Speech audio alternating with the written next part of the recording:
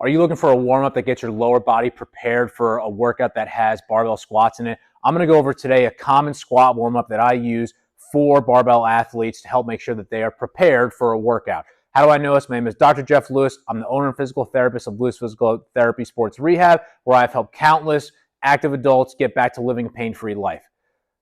Squats are a great drill, whether it's goblet, split squats, barbell back squats, front squats, that I try to have all of our patients do in some capacity. It might differ based off their demands, but especially if I get a CrossFit athlete or a barbell athlete in there, we want to make sure that they have the mobility and stability requirements to effectively perform a back squat or a front squat. So what I'm going to go over today is a general squat warm-up that I will use for patients that were looking to just get their hips moving and get their lower body ready for squats.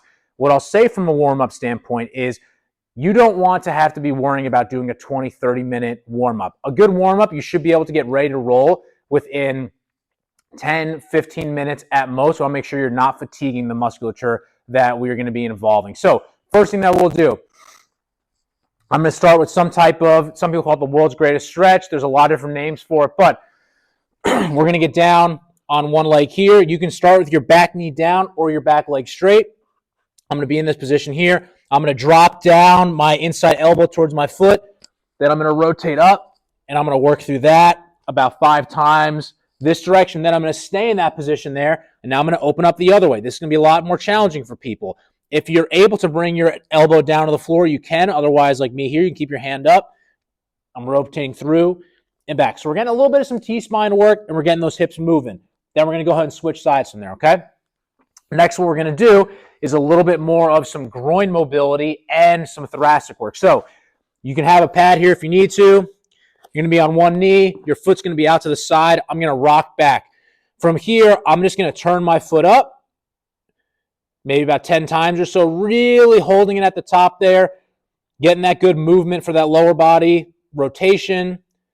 And then once I get to 10 there, I'm going to keep that foot up. I'm going to reach through, and then I'm going to reach up.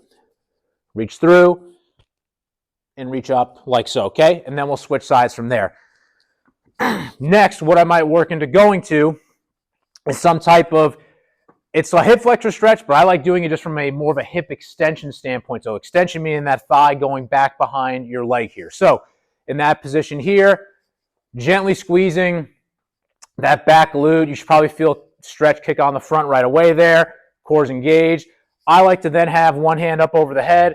I'm going to get a really good, show you on this side here so you can really see the lean, but I'm going to get a really good lean over, and then I'm going to just very gradually move forward. Okay, so I might hang out here for 20 to 30 seconds, and I know a lot of people are like, oh, well, you're static stretching before a workout. You shouldn't do that. Listen, from what I found, if someone can't get into the motion that they need to for a workout and static stretching helps, well, you know what? We're going to do a little bit of that so they can make sure we can get them to that motion, okay? So I'm going to hang out here.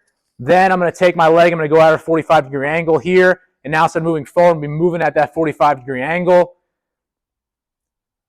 Again, holding here for maybe 20 to 30 seconds. And then I might bring that leg out a little bit more. And now moving across this way. So you're going to get a lot of groin work on both sides there, okay? Next, what I'm going to do is some controlled hip rotations. I'm trying to not use my back. I'm trying to use all my hip as much as possible. So we're going to be on all fours here. I'm going to start with one leg, a little bit of round in the low back. I'm going to kick up, come out and around, and back down.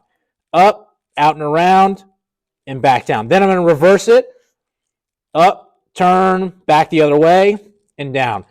This is going to be the hardest part right here for a lot of people, is slowly going through that turn, not compensating with their low back of their hip. Again, back up here, turn, and go around. After that, I'll probably do some type of side plank work just to get a little bit of some glute warmed up. So I have one hand here. I'm going to stay on top of my other leg. You get some core work here too. Hands up. And then if this is too easy for someone, I'll have them do some top leg lifts. Again, when I'm raising that leg, I don't want that hip dropping down. I want to keep my body in a nice straight line, coming up, coming down. I'll do that both sides.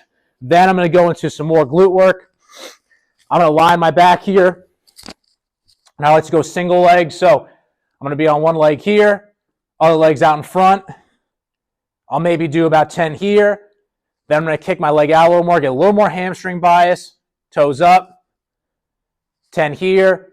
Then just before my knee is straight, so I don't want to be here, I have a little bit of a bend. Another 10 there to get those hamstrings warmed up. And then after that, I'm going to grab a kettlebell, and I'm just going to work on some goblet squats. So to start, I have in front of me here, I'm just going to go ahead. I'm going to get down to a comfortable position here, making sure that I'm not totally collapsed forward. I might even have a little bit of my elbows on my knees here just to help move side to side a little bit, get some ankle mobility, some more hip mobility. So I'll hang out there. Once I'm good there, then I'll take my legs off, my hands off my elbows off my knees, and I'm just going to hold here for a little bit of an isometric, maybe about 15 seconds, pulse up, pulse down, pulse up, pulse down, and then I'll go ahead and stand up. And I might cycle through that for, maybe about 3 to 5 reps or so. So you can see it doesn't need to be every exercise under the sun. It just needs to be enough where 1, you're breathing a little bit heavy, 2, you're getting your heart rate up, and 3, you're getting some tissue prepared. If you hit those 3 things, regardless of your warm-up, you're going to be in a good spot for your workout. So if you have any questions about any exercises specifically for a squat warm-up, go ahead and leave them below in the comment section, or we'll get back to you with a personalized, individualized plan how we can help you take your performance to the next level.